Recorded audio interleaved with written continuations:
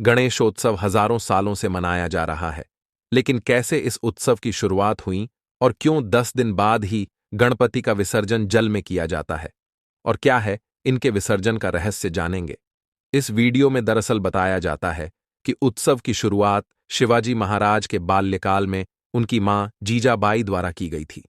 सन 1893 से गणेशोत्सव केवल घरों तक सीमित था, लेकिन इस वर्ष से बाल गंगाधर तिलक ने अंग्रेजों के विरुद्ध भारतीयों को एकजुट करने के लिए बहुत बड़े स्तर पर इस उत्सव का आयोजन किया था, जिसमें भारी संख्या में लोगों ने बढ़ चढ़कर हिस्सा लिया था और तभी से धीरे धीरे पूरे भारतवर्ष में गणेशोत्सव सामूहिक रूप से मनाया जाने लगा।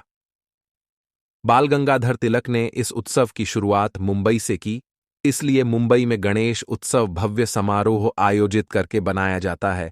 गणेश उत्सव को मनाने वाले सभी भक्त भाद्रपद माह में शुक्ल पक्ष की चतुर्थी के दिन स्थापित किए गए गणपति जी की प्रतिमा को 11वें दिन अनंत चतुर्दशी पर विसर्जित करते हैं और इस प्रकार गणेशोत्सव का समापन होता है।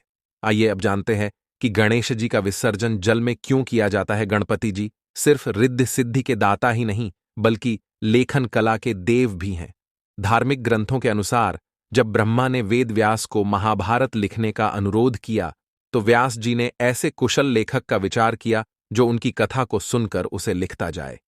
तब बहुत सोच विचार करने के बाद प्रथम पूज्य भगवान गणेश का स्मरण आया, क्योंकि उनसे उचित और कोई नहीं थे जो व्यास जी की कही कथा को पूरी कुशलता से लिख पाते। जब वेद व्यास जी ने महाभारत की कहानी पूरे 10 दिनों तक गणपति जी को सुनाई थी, तब उन्होंने अपने नेत्र बंद कर लिए थे और जब 10 दिनों के बाद उन्होंने अपने नेत्र खोले तो देखा कि गणेश जी का तापमान बहुत अधिक हो गया था और उसी समय वेद व्यास जी ने गणेश जी को पास ही स्थित एक कुंड में स्नान करवाया, जिससे उनके शरीर का तापमान कम हुआ। इसीलिए गणपति स्थापना के अगले 10 दिनों में गणपति बप्पा की पूजा की जाती है और फिर 11वें दिन जल में गणेश जी की प्रतिमा को विसर्जित किया जाता है।